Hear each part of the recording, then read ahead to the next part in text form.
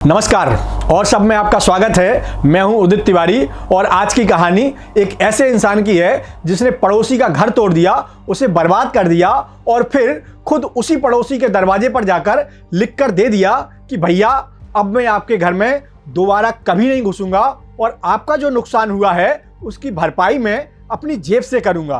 तो अब आप ही बताओ कि फिर इस लड़ाई में जीता कौन है। और आज यही हुआ है ट्रंप और ईरान के बीच। 4 महीने तक जंग हुई, बमबारी हुई, तबाही हुई और फिर एक ऐसी पीस डील हो गई है जिसमें ट्रंप की सबसे बड़ी दिली ख्वाहिश की ईरान में सत्ता परिवर्तन कराएंगे वो धरी की धरी रह गई है। चलिए आज ये अमेरिका ईरान वाली पूरी कहानी समझते हैं A to Z तक। पहले थोड़ा बैकग्राउंड बता देते हैं। डोनाल्ड ट्रंप बरसों से ईरान के इस्लामिक शासन के खिलाफ सबसे बड़े आलोचक रहे हैं। ट्रंप के पहले कार्यकाल में मैक्सिमम प्रेशर यानी अधिकतम दबाव की पॉलिसी अपनाई गई थी। मैक्सिमम प्रेशर का मतलब था कि कड़े से कड़े प्रतिबंध ईरान पर लगाओ, ईरान की कमर तोड़ दो और उसकी जनता को इतना तंग कर दो कि खुद ही अपनी सरकार बदलने पर मजबूर हो जाए। क्योंकि ट्रंप चाचा का सपना था कि ईरान में सत्ता परिवर्तन हो, वहां की इस्लामिक सरकार को हटाकर एक ऐसी सरकार लाओ जो अमेरिका की बात माने। यही उनकी पूरी ईरान पॉलिसी की जान थी। लेकिन आज जो हुआ वो किसी ने सोचा नहीं था। फरवरी के आखिरी में ईरान और अमेरिका इजराइल के बीच जंग शुरू हुई। करीब 4 महीने तक जंग चली और ईरान में तबाही का जो मंजर था उससे साफ दिख रहा था कि युद्ध के मैदान में अमेरिका और इजराइल भारी पड़ रहे हैं। लेकिन कहते हैं कि मरता क्या नहीं करता। ईरान ने स्ट्रेट ऑफ हॉर्मुज को बंद कर दिया और यही वो समुद्री रास्ता है जिससे दुनिया भर के देशों में तेल और गैस की सप्लाई होती है। और जब ये रास्ता बंद हुआ तो पूरी दुनिया में ऊर्जा का संकट आ गया और फिर आखिरकार आई पीस डील। डोनाल्ड ट्रंप ने फ्रांस के वर्साई पैलेस में बुधवार रात डिनर की टेबल पर बैठकर इस समझौते पर हस्ताक्षर कर दिए हैं। बगल में फ्रांस के राष्ट्रपति मैक्रो भी बैठे थे और इधर ईरान के राष्ट्रपति मसूद पजेश्कियान ने भी तेहरान से डिजिटल साइन कर दिए और यही समझौता तुरंत लागू भी हो गया है। और ट्रंप खुशी से चिल्लाए कि हमने अपने सभी टारगेट पूरे कर लिए हैं, यानी हमने ये युद्ध जीत लिया है। लेकिन रुकिए भैया, असली कहानी तो डील की शर्तों में छिपी है। क्योंकि इस डील में 14 बड़े पॉइंट हैं। आइए सबसे जरूरी बातें समझ लेते हैं।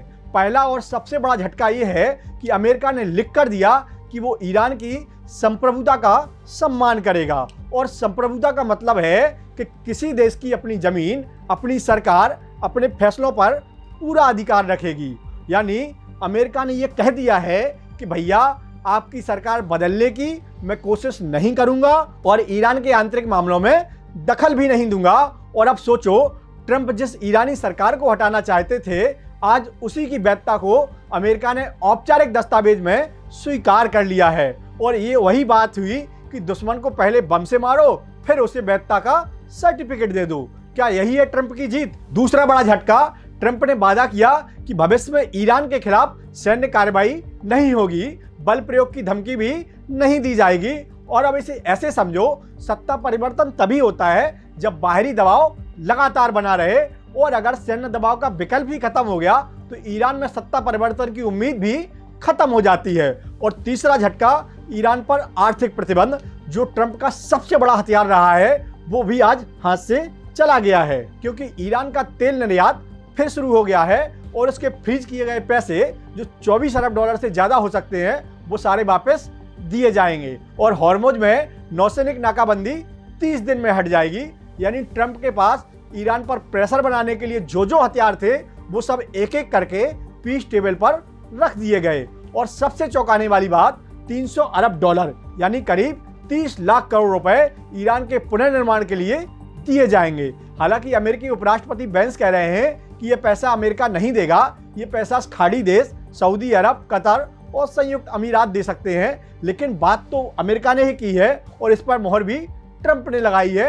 तो मतलब जिसका घर तोड़ा उसी के घर पुनर्निर्माण की जिम्मेदारी खुद लेनी पड़ी है। और अब हॉर्मुज की बात करते हैं क्योंकि भारत भी इसी रास्ते से बड़ी मात्रा में तेल मंगाता है और ईरान ने इसे युद्ध के दौरान बंद कर दिया था। लेकिन इस डील में कहा गया है कि 60 दिनों तक जहाजों से कोई अतिरिक्त शुल्क नहीं लिया जाएगा। लेकिन ईरानी संसद के स्पीकर ने साफ कह दिया है कि 60 दिन बाद हॉर्मुज पहले जैसा नहीं रहेगा, मतलब जहाजों से टैक्स लिया जाएगा। और एक और बात जो इस पूरे किस्से को और दिलचस्प बनाती है, ये डील फ्रांस में वर्साई पैलेस में हुई है। और इतिहास को देखो, 107 साल पहले 1919 में इसी पैलेस में पहले विश्व युद्ध के बाद एक और बड़ी शांति संधि हुई थी। उसमें जर्मनी पर इतनी कठोर शर्तें थोपी गई थी कि जर्मनी आखिरकार टूट गया था। और उसी अपमान से उपजे गुस्से ने हिटलर को सत्ता में लाया और फिर दूसरे विश्व युद्ध की नींव पड़ी थी, जिसमें करीब 7 से 8 करोड़ लोग मारे गए।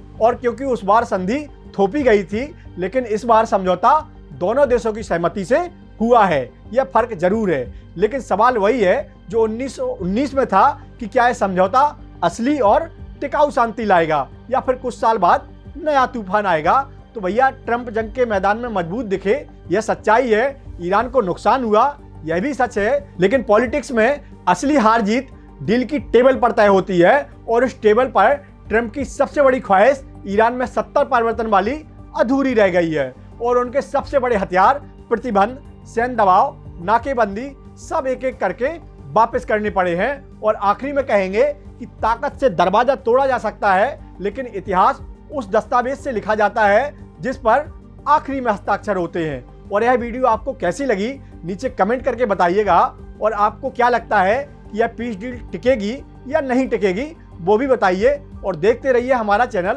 और सब सब्सक्राइब भी कर लीजिए इस चैनल को, क्योंकि यहाँ शोर शराबा नहीं, एजेंडा भी नहीं, शुद्ध एनालिसिस किया जाता है, वो भी फैक्ट्स के साथ।